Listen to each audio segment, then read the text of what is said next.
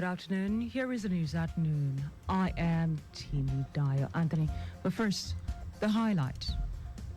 Lagos State government warns residents of new prospects of flash flooding amid heavy rainfalls. Electricity consumers decry repeated collapse of national grid. And on the foreign scene, Indonesia swears in former Army General as president. And in sports, Super Eagles striker Victor Osimhen reacts to remarkable strike in Galaxiare's win over Antalyaspor. Now the news in details. The Lagos State government has again raised an alarm over renewed threat of flash flooding in the state following the intensity of rainfall experienced in the state on Thursday, which has been described as the heaviest in many months. In a statement, the Commissioner for Environment and Water Resources, Tokunbo Wahab, explained that coupled with the release of water by the authorities of Oya Dam, the channel can no longer discharge into the rivers. Wahab said the intensity of the rainfalls between Wednesday and Thursday has led to the levels of the major rivers rising, thus making it difficult for the major drainage channel to discharge until it goes down, which is just happening gradually. He also said the latest flash flood advisory has become necessary in view of the fact the various data gathered from the weather monitoring stations in the state showed that Thursday's average and maximum values was the highest so far this year. The commissioner reiterated the need for people living in low-lying areas and the banks of Ogun River to put their safety first by moving upland and prevent avoidable loss of lives and property because the state will still experience more rainfalls this year. As the Ember months draw near, the Lagos State Traffic Management Authority, LASMA, is amplifying its efforts to ensure seamless vehicular movement and safeguard public safety throughout the upcoming Christmas and New Year festivities in Lagos. Special Advisor to Governor on Transportation, Sholagiwa, who stated this, enjoined LASMA officers to adopt a forward-thinking approach in anticipation of the surge in vehicular movement and illegal roadside trading. He said both of these challenges have the potential to impede on the obstruction, flow of traffic and human movement across the state. Lagiwa underscored the critical need for an integrated and robust response from LASMA personnel, acknowledging that the Ember months are traditionally characterized by heightened road activities and increased congestion.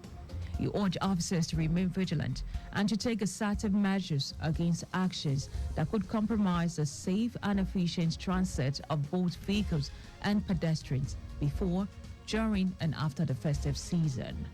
Also, General Manager of LASMA, Olale Kombaka elaborated on some of the key locations to be closely monitored, which include Oyingbo, Ido, Idumota, Akpogbo, Mile 12, Kara, Mile 2, Alabarago, Lekki Aja Expressway, among others.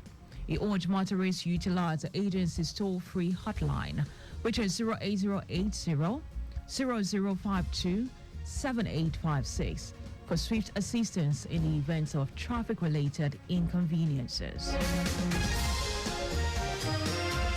President Bola Tinubu has returned to Abuja from the United Kingdom after a 2-week vacation. The president arrived at the presidential wing of the Nnamdi Azikiwe International Airport in Abuja at about 7:30 p.m. on Saturday. He was received by his Chief of Staff, Femi Gbajabiamila, the National Security Advisor, Nuhu Rubadu, Lagos State Governor, Babajide Sanwo-Olu, and the National Chairman of the All Progressives Congress, Abdullahi Ganduje, among others. President Bola Tinubu departed Abuja for the UK on a 2-week leave on Wednesday, October 2, but left the UK for Paris in France for another important engagement on October 11. And now to the rest of the stories. Electricity consumers have decried the repeated collapse of the national grid, which happened again on Saturday. It described it as an embarrassment to the nation. The Minister of Power, Adebayo Adelabu, has promised Nigeria would attain 6,000 megawatts by the end of the year. Adelabu assured Nigerians of improvement in power supply by next year, adding that the government was doing its best to enhance power generation and transmission. So far, the incessant collapses of the grid are threatening the achievement of the possible attainment of these goals. The Standards Organization of Nigeria, SON, has alerted members of the public to desist from patronizing uncertified compressed natural gas CNG centers in order to safeguard their lives and properties. SON's Director General, Ifeanyi Okeke, said the public warning became inevitable following the recent explosion at a CNG refueling station in Benin City, Edo State. Now, while commiserating with those affected by the incident, Okeke said the SON would not tolerate any attempt to circumvent the laid out standards, guidelines, and procedures for the CNG conversion initiative. According to him, the organization is working tirelessly with the relevant stakeholders to ensure the federal government actualizes the CNG conversion initiative.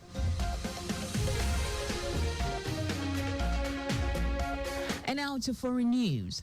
Former General Prabowo Subianto has been sworn in as president of Indonesia, seeking a more prominent position on the global stage for the world's fourth most populous nation.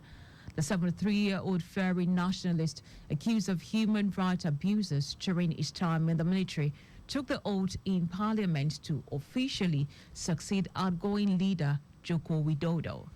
Prabowo has committed to Indonesia's non-aligned foreign policy, but has indicated he will be bolder on the world stage.